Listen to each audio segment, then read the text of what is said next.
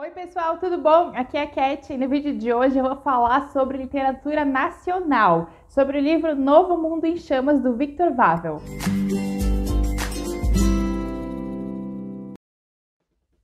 Novo Mundo em Chamas é uma ficção histórica que vai falar sobre o Brasil do século XVII. Na história, nós vamos acompanhar toda a movimentação que aconteceu ali no século XVII dos governantes, dos senhores de escravos contra Palmares, que era um conjunto de mocambos formado por esses negros que haviam fugido da escravidão, fugido das fazendas.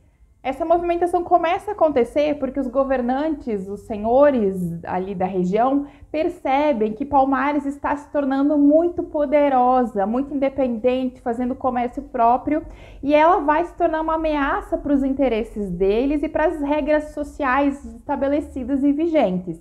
E por isso eles começam a articular um movimento de ataque contra Palmares. O protagonista dessa história vai ser o Ernesto, o Sargento Ernesto. Ele é um negro nascido livre, que tem uma certa fama em relação às suas incursões militares, e ele foi um dos responsáveis pela tomada com sucesso do Forte de Salinas contra os holandeses, no movimento de expulsão dos holandeses do Nordeste do Brasil.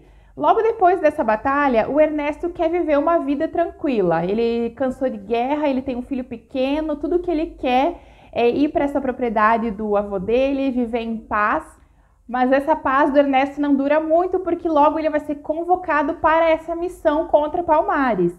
Mas apesar do Ernesto ser um homem livre e querer impor a sua vontade de não lutar, por causa da cor da sua pele, infelizmente, ele está sempre suscetível ao poder dos que estão acima dele.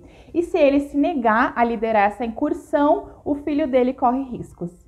E é essa aventura que nós vamos acompanhar, quando o Ernesto recebe a sua missão e parte para Palmares para fazer uma identificação desse território para depois levar de volta para os governantes.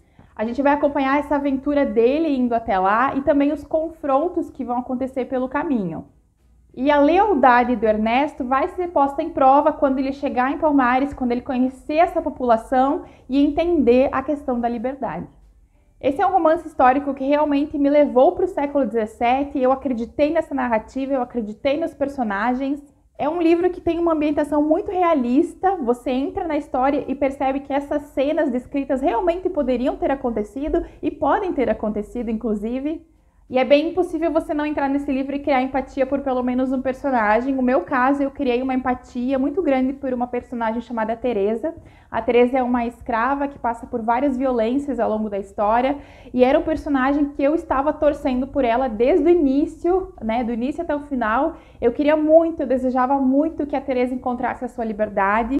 Ele é um livro que realmente faz uma imersão nessa história e ele convida o leitor a fazer mais pesquisas e conhecer mais sobre esse momento. Outra coisa que eu não posso deixar de destacar aqui na resenha é o fato de que você percebe pela leitura que houve sim uma pesquisa intensa, uma pesquisa cuidadosa do autor em relação a essa história. Ao final do livro existem notas explicativas onde ele conta exatamente o que é ficção, o que não é, onde ele buscou a inspiração para as coisas do livro. E ele comenta, inclusive, que o livro foi lido e foi analisado por historiadoras, o que realmente confere um peso ainda maior à história.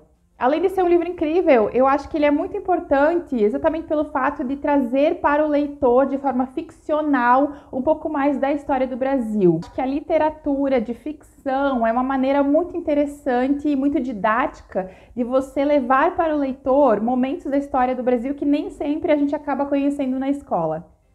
E esse é um livro que eu indico demais para quem curte ficção histórica e quer aprender um pouco mais sobre o nosso passado. Vou deixar link para o livro aqui no box de descrição para vocês e eu só queria agradecer também ao autor, ao Victor, que me enviou esse exemplar, que confiou na minha leitura, na minha análise. Foi mais do que um prazer poder fazer essa leitura, não foi trabalho algum para mim. E eu desejo ao Victor muito sucesso, porque o livro dele merece mesmo. Então é isso, gente. Beijão! E a gente se vê no próximo vídeo.